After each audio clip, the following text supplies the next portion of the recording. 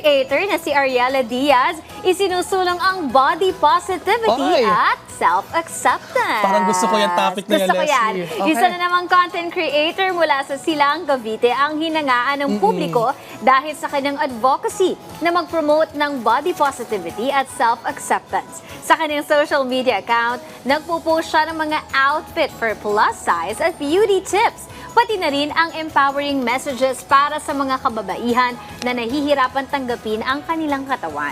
Dahil sa kanyang advocacy, maraming netizens ang nakikita si Ariela bilang inspirasyon at role model.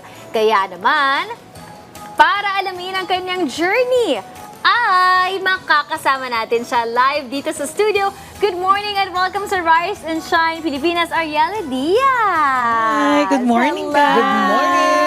Welcome sa Rise and Shine Pilipinas, Ariela. Yes, thank you so much. Good morning, everyone. Alright, so paano ba Grabe, nagsimula, Ariela, yung pagiging body positivity advocate at ano yung Yes. personal experience mo sa pag-stand sa self-acceptance? Actually, very lucky lang ako because I'm in a generation na accepted na to. Because Tama when I naman. was younger, nabubully ako eh.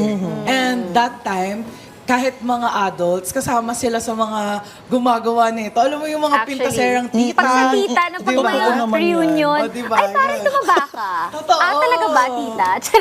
Hindi ka pwede sumagot kasi Correct. ikaw ang mali. Yes. Ikaw ang bastos. Oo. But luckily, when the pandemic happened, like everyone was so accepting. Everyone was like woke na ay oo, we only live once and wala Correct. dapat pakialaman. Correct. So, napasabay ako dun sa time na yon kasi dati, hindi ko rin naman alam na plus size ako kasi akala ko regular size lang ang Oo. existing. Oo. But nung after the pandemic, ayun, nalaman ko na plus size ako and nung nakita ng tao na oh, meron palang mga katulad niya. Katulad ko din. Nakaga May, ako. may Oo. body rin pala ako. And nung nakita nila na may representation sila, Correct. lalo akong mas na-push na ituloy yung content creation. Agree ako sa sinabi niya kanina, no? Kasi Correct. nowadays, talagang yung self-acceptance, talagang ano na no? Yeah, like, kung hindi ka kasi magsa-self-acceptance, walang mangyayari. The only person that will love you is you. So kung Yes, hindi mo alam exactly. kung paano mahalin yung sarili mo,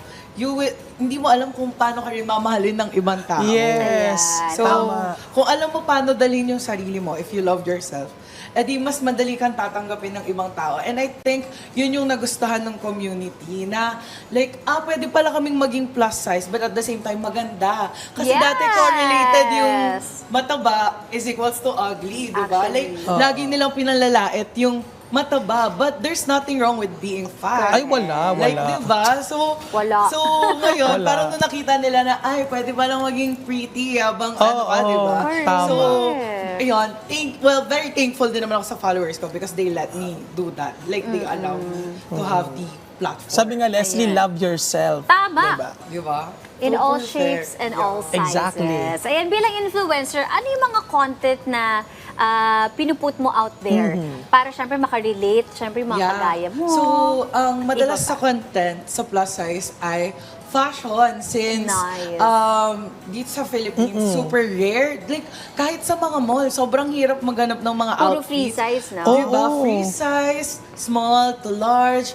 And doon nakita namin na sa TikTok, pwede pala. Meron palang mga options for plus size. Yun yung una kong ni-release. Nagbigay ako ng mga fashion hacks Nice. for plus size. And nung nakita nila na, ay, pwede rin pala kaming umaura. Diba? Pwede rin pala kami mag-sleeveless. Pwede rin pala kami magpakita ng skin. Correct. Go. Yun na yung ginawa ko. And siguro sa beauty community kasi, rare nga na may plus size. Lagi kasing petite, Oo. pretty. So, nung nakita nila, ay, pwede rin pala umaura ang mga chavivay, di ba? Oo. Hindi lang kami balyena eh. Like, pwede kami Grabe umaura sa eh. balyena. Oh, kasi ganun talaga. Yun yung Oo. mahirap before. But Oo. thanks be to God, ayan, everything changed and very accepting na silang yun. At saka maganda kasi meron na din, like yung my friend ko si Helen Payawal. Yeah, oh my God! Oh my God! May-ari siya ng ano, 'di ba? Yeah.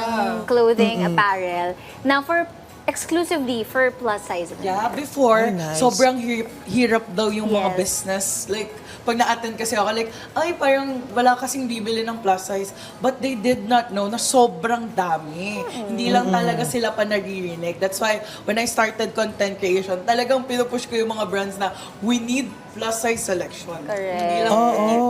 Hindi lang naman pitit ang mga Pilipinas. Tama. Oo. Tingin mo, Ariela, bakit mahalaga na magkaroon ng diverse representation sa social media in terms of body types at paano mo tinutulungan yung mga followers mo na ma-appreciate yung sarili nila? Sa akin, very important na magkaroon ng representation. Actually, not only the plus size, Yeah. but also the Moreno Oo. babes, yung mga girl na may imperfections. Kasi yung mga bata, makikita nila yon.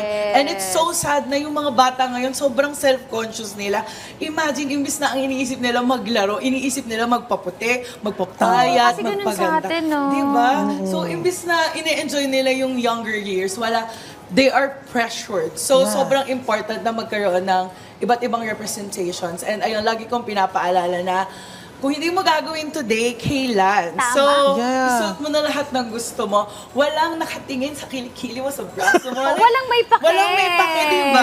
Kapag naglalakad ka, wala namang magsasabi, uy, ba't ganyan? Hindi. Uy, laki ng braso mo. Wala namang Diba? ganun. Wala namang gaganon sa'yo. So, go na yan. Ilaban ninyo. Oo. Speaking of, Tama. sinabi mo, binanggit mo yung mga bata. So, ano yung mga message mo para doon sa mga tao na hindi pa rin nila matanggap yung sarili nila or nahihirapan pa rin silang i-accept? Well, I just want to say na time will come and sana ma-accept ninyo yung body ninyo. Kasi sobrang, like, ikaw yan eh, di ba? You should love, yun nga, katulad ng lagi ko sinasabi, you should love yourself. Kasi if you know how to bring yourself, lalabas eh. Kasi dati feeling ko ang ugly-ugly ko. Yeah. Pinaniwala kasi tayo ng society na ugly tayo, but in reality, we are pretty. And of course, ang importante kung ano yung nasa loob mo, di ba? So kung mabuti kang tao, perfect ka na. Ayun, Ay, gusto ko maganda yan. ka na agad, di ba? Oo, at saka sinabi niya kanina, if not now, then when? Kailan, di ba? Kaya nga. So, Oo. kung hindi pa ngayon, kailan pa pag matanda ka na? And then, yung Oo. matatanda, lagi nilang sinasabi, nagsisisi daw sila na hindi nila ginawa when they were younger. So, do it now. Oo, ano yung pinaka-challenging part sa pagiging isang content creator at body positivity advocate at paano mo ino-overcome yun? Well, feeling ko, isa sa biggest struggle namin ay yung mga nag-a-attack ng body. Like, halimbawa, yun nga yung mga Basher. the bashers talaga. Like, hindi ba unhealthy kayo? Hindi naman Oo, tama oo. yan? But in reality, may ibang matataba na ganito na talaga yung body type. Kasi ako, bata pa lang ako, malaking bulas na talaga ako Like eh. big bones. Yeah, Yeah, big big- bone, yeah, that's big the- thigh. So, iba-iba kasi talaga yung ano natin eh, yung Body type. di ba? Yeah. Like body type. So, dapat naiintindihan nila na iba-iba talaga din na magiging itsura. And that is normal because unfortunately, ang pinapakita lang sa social media is yung mapapayat. And akala nila, oh, baka yun lang yung pwede. Like, yun lang dapat yung gawin natin. So, yun. And, yeah.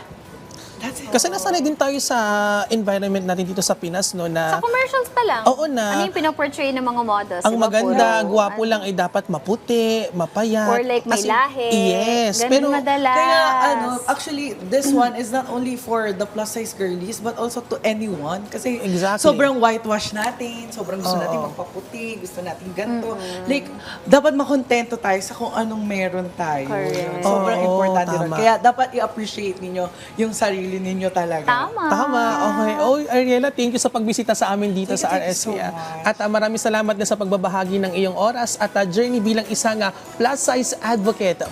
Thank you po. Thank you.